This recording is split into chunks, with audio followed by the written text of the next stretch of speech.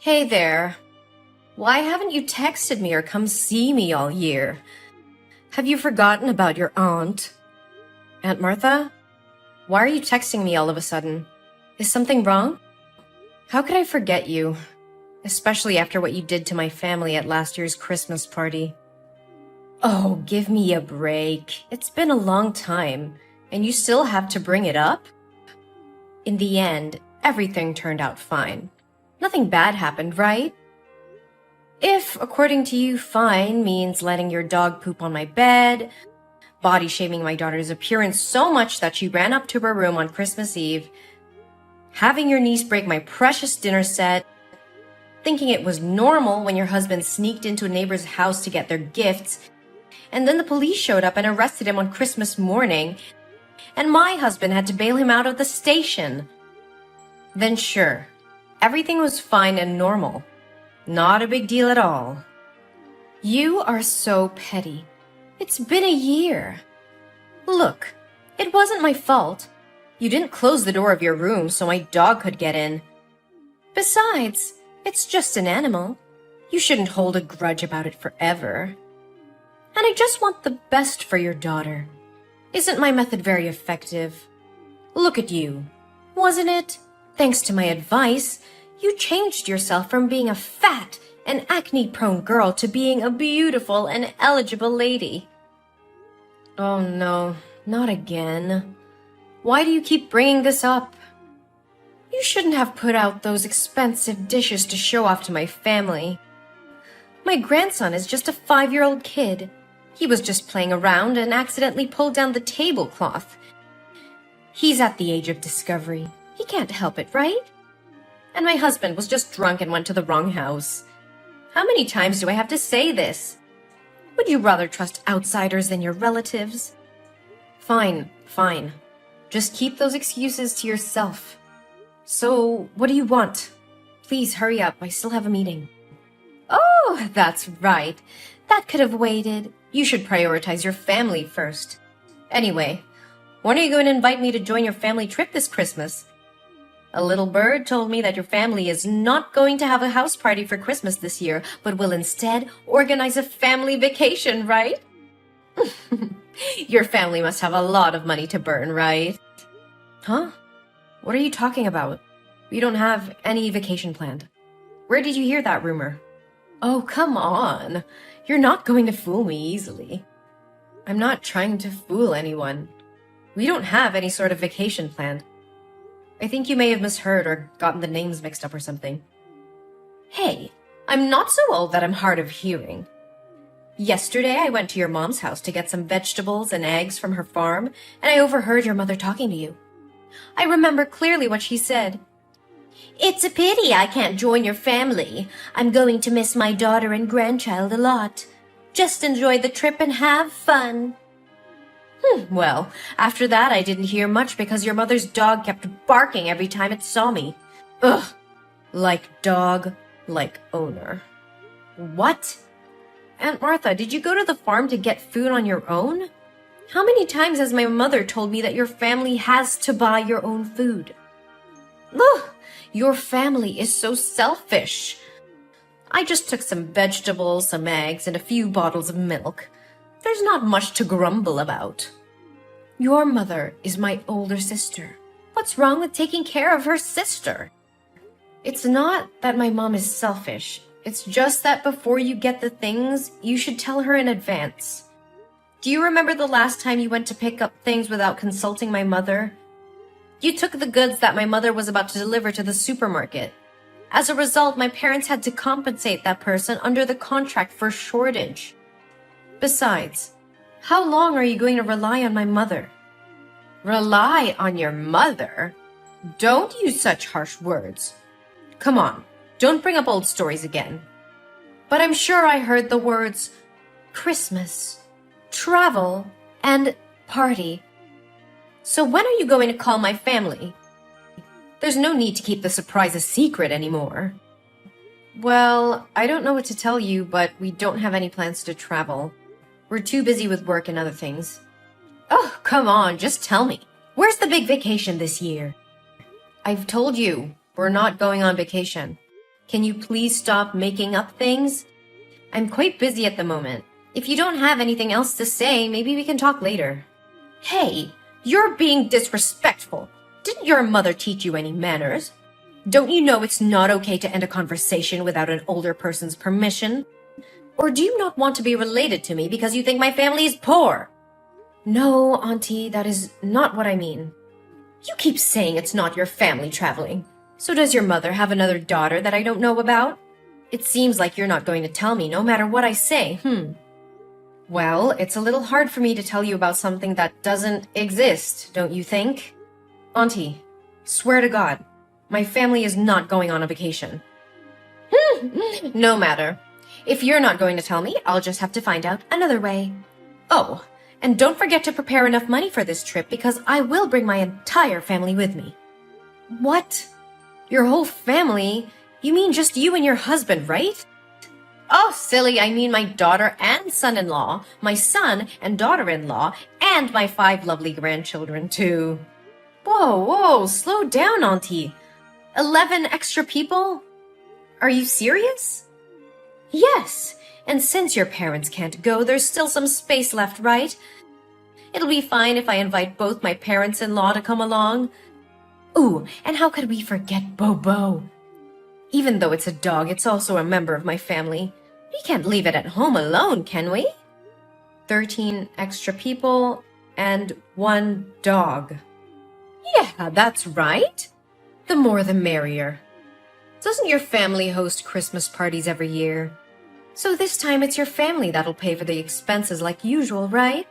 Well, I don't know why you think our family vacation would include your entire family and even a dog as well. Although it's true that every year my family throws a Christmas party. Even if we do go on a trip, it doesn't have to be with so many people. And my family doesn't have to pay for everyone. Isn't it too much? But we're not even planning a vacation, so this conversation is pointless. Look, everybody knows that you and your husband make really good money. You guys will have no problems paying for us as well. Besides, won't you get a special group discount if you don't have to go with such a large number of people? I'm sure you'll save a lot of money.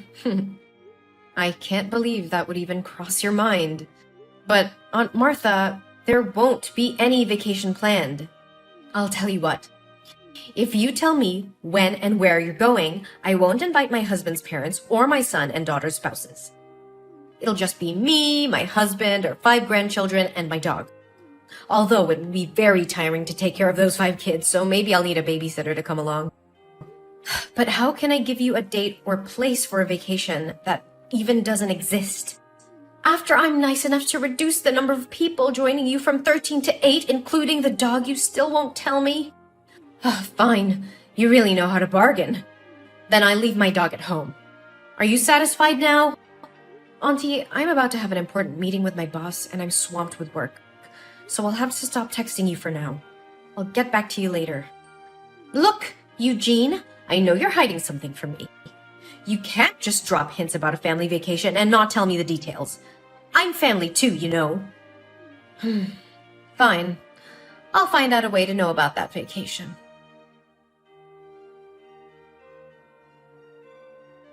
Hey, Eugene! Where's your family? We're standing right in front of NASA. When will your family come here? We've been waiting for 2 hours. NASA? Wait, your entire family is in Texas now? Why did you go to Texas? And what does it have to do with my family and NASA? Oh, come on. You know what I'm talking about.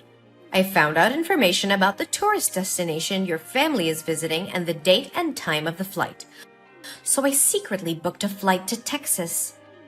However, because your family's flight was full, I had to book a flight for 5 a.m. today. It seems no one else wanted to wake up that early, so I managed to have seats for 13 people and Bobo. Oh, did I mention that my family almost missed the flight because we overslept? You should be grateful that I sacrificed my sleep to join your family vacation. Anyway, we're here in Texas and ready to enjoy the trip. You can't escape from us. Auntie, just hold on a second. We also know that your family is planning to visit NASA today, so we've been waiting for you here. Your family must be really wealthy. I asked the ticket counter and they said the spaceship tour costs as low as $35,000 per person. Wow! My grandchildren are thrilled. But why are you so late? My family is exhausted. Or maybe you can transfer the money to me in advance and I can buy the tickets for my family to visit first. Oh, and don't forget to reimburse me for the airfare I paid in advance. Let's see. The airfare is $5,000 per person and the entrance fee is $35,000 multiplied by 14, which adds up to $600,000. Yes, you need to give me $600,000 right now. I used up all the money I had and maxed out my credit card to get us all here. I only have $20 left, so we can't even go to a coffee shop to wait for you. Are you miscalculating? According to my calculations, it should be $560,000, right? Of course I know how to calculate, but I rounded the numbers to make it easier for you to transfer the money. Don't rich people like you prefer odd numbers? But why multiply by 14? Didn't you say there were only 13 people? Hello? What about Bobo? Oh yeah, I totally forgot about that. And don't forget to book a hotel room for my family. We won't settle for a cheap hotel. It would be best if it's a resort or at least a 5-star hotel. Enough with the talk. Transfer me the money right now. Also, remember to book the hotel for my family. After the tour, we'll need a place to rest and take a shower. We'll see. 1, 2, 3. Yeah, we'll need those 6 double rooms. It should be 7 rooms, but to save you money, I'll accept having my youngest grandchild share a room with me. Oh, how kind of me. But why did you think we were flying to Texas? Oh, I did some investigation there. A few weeks ago, I went to your mom's house every day because I knew you would eventually call and talk to her. Even though I asked her multiple times, she refused to speak. So, all I could do was wait until she went to sleep and then sneak a peek at her phone. I didn't find anything in your chat box, but in the chat box between your son and her, I found all the useful information. You did what? The boy seemed incredibly excited to tell his grandmother that his parents were letting him visit NASA today. That's how I found out about your flight time. And where is the NASA space station? In Texas, of course. So I came here to wait for your family. Oh, I must say, I'm quite skilled at critical thinking and analysis. Maybe I should consider becoming a detective. The boy even texted his grandmother asking if she would go to the airport to see him off. It's all so slick. It's just a trip. No need to make it so complicated. Aunt Martha, can you please stop typing for a moment and listen to me? We're not going on a vacation in Texas. We're actually moving to New York. Huh? What on earth are you talking about? I'm currently on a plane flying to New York. I received a promotion decision during a meeting the other day, and I'll be the new director of the company's New York branch. Initially, I had mixed feelings, but thankfully my husband decided to pursue his career in New York as well. Additionally, our children have received scholarships to prestigious schools in the city, so my family made the decision to move here. There's no way that could happen. So what about you calling your mom the other day and discussing the trip? I called my mother that day to inform her about our plans to move and to invite my parents to join us in New York. However, my mother refused and she didn't want to leave her hometown. Then what about the text between your son and my sister? He clearly mentioned that you promised him a tour of NASA today. I can't misinterpret that and even took a screenshot of the message. Well, you do realize that my son is only 5 years old, right? What does that have to do with anything? Was this all some elaborate plan to deceive me? No, you misunderstood. I understand which trip you're referring to. Our family often engages in a weekend activity called Imagination Adventure, where we explore different places and have imaginary experiences. Today, according to our schedule, we're going on an adventure to NASA and we'll be battling aliens. Last week, we explored the pyramids and fought mummies for treasure. It's all part of the fun. Aliens? Mummies? What on earth are you talking about? Are you kidding me? Auntie, as you mentioned before, this is the age of discovery and creativity. So our family created a game called Imagination Adventure to foster family bonding and stimulate the creativity of our young children. Have you seen the animated movie, The Boss Baby? Hey, I'm not here to listen to you ramble about pointless cartoons. Explain to me what's really going on here. Here's what happened. My son texted my mom to share about our weekend's imagination adventure, and this time the theme was NASA and aliens. But you misunderstood it and thought we were actually going to visit NASA. What? I can't believe this. Why would you base your actions solely on a text message from a 5-year-old without verifying it with an adult? Rushing halfway across the country and depleting your savings based on such information. Don't you think it all before you act? No way. It can't be wrong. But why the hell didn't you mention that you were moving in the first place? I haven't heard a single word about it from anyone. Because I wanted to test if you would go completely overboard once again and come up with some outrageous demands. Remember the last time I moved? You insisted on taking the damn sofa set and a bunch of other stuff, despite me clearly stating that my family still needed them. So this time, I didn't bother informing you. And honestly, I don't think it's my duty to disclose every little detail about my family to you. Then what about all the damn money I spent bringing us here to Texas? What about it, huh? I'm flat broke now. I've got a measly $20 in my pocket, and we don't even have a damn place to stay tonight or enough money to grab a damn meal. Since I foolishly believed that you would cover all the expenses, none of us bought a credit card. And now here we are, stranded on the damn streets. It's all your damn fault for hiding from us and making things so miserable.